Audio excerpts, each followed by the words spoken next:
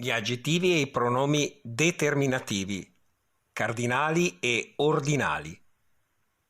Numerali. Vutanta, vutantesim. Nuanta, nuantesim. Cent, centesim.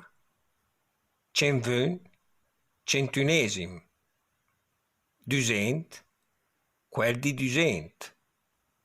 Tresent, quel di tresent. Quatercent, quel di quatercent.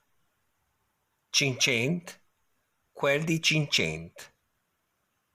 Sescent, quel di sescent.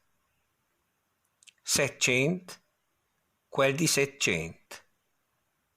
Votcent, quel di votcent. Neufcent, quel di neufcent. Mila, milesim.